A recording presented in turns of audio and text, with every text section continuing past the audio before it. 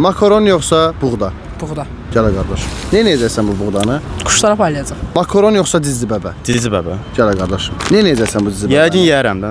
Həqiqi? Hə, yoxsa. Top yoxsa makaron? Makaron ne kadar yemişim çok. Kuruysa top ver.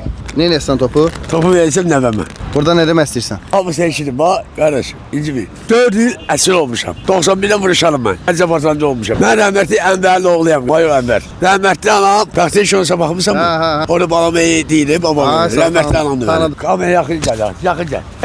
Bu ne demekti? Ha. Tapsız diyeceğim. Tapsız. Ben hürmet edeyim. Tapmazsam siz eləməlisiniz. Tapanlar kommentlərdə yazsınlar nə? Bilmədiniz dedi. Əsillikdə olanda 90-cı ermənilərin vurduğu yerməyəcək. O vaxt vurmaydı. İkinci batamağa bastılar. Bu bir. Gözüm görmür. Ay kör ediblər. Başım yarımla. Hamısı çəkiləcək. Yaxı ağzımdakı köyüz ha? Yoxdur. Yoktu kimi?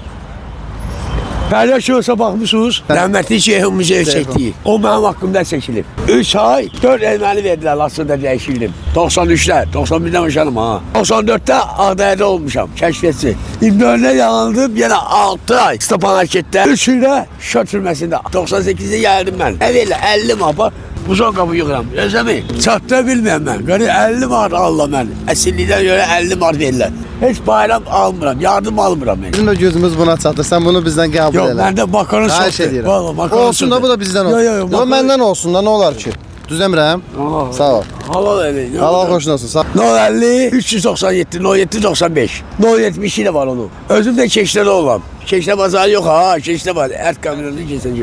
Kim imkanı varsa bu kurban bayramı gelir ayın 5'i. Gelsin benimle hiç olmazsa özel imkanı var getirir verirler. Bayram payı. Sağ ol. Müğayət ol. Sağ Özün ol. neredesin? Tərtər. Şuşa. Məktəbli kətəsi yoxsa pambıq? Pambıq. Nə edəcəksən bunu? Yiyəcəm. Yiyəcəm.